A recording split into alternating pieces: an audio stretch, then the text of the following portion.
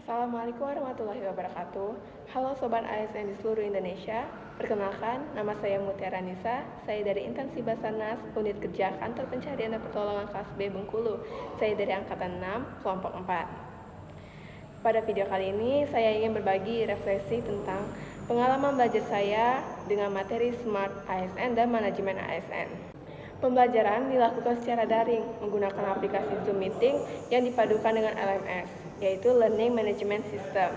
Kami mengikuti pembelajaran dari kantor masing-masing. Meskipun dilakukan secara online, suasana belajar tetap terasa aktif dan fokus.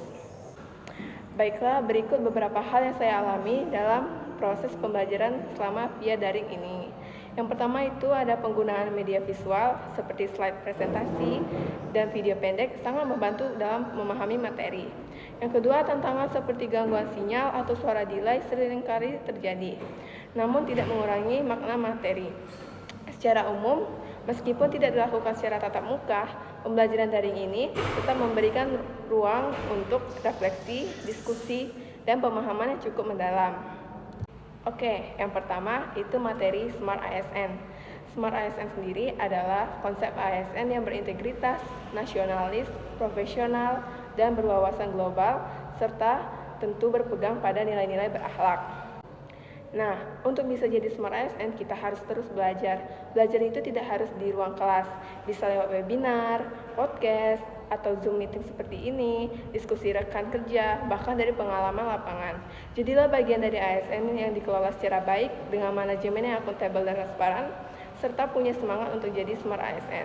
Karena masa depan birokrasi Indonesia ada di tangan kita. Mari jadi ASN yang tidak hanya bekerja, tapi memberi makna. Sekarang mari kita bicara soal materi manajemen ASN. Materi ini membuka wawasan saya tentang bagaimana ASN dikelola secara sistematis melalui siklus manajemen sebagai berikut. Yang pertama itu perencanaan SDM ASN. Yang kedua pengadaan dan pengangkatan.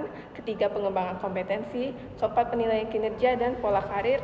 Hingga kelima yaitu disiplin dan penghargaan. Saya menyadari bahwa ASN bukan hanya sekedar pegawai negara, tapi bagian dari sistem pemerintahan yang harus diatur dengan prinsip meritokrasi agar pelayanan publik berjalan maksimal. Manajemen ASN bukan sekedar mengatur pegawai atau penempatan jabatan. Lebih dari itu, ini tentang bagaimana kita mengembangkan kompetensi, mengelola kinerja, menjaga integritas, dan membangun budaya kerja yang sehat dan kolaboratif. Sekian dari saya, we are family, Afikna menjaga samagram. Wassalamualaikum warahmatullahi wabarakatuh.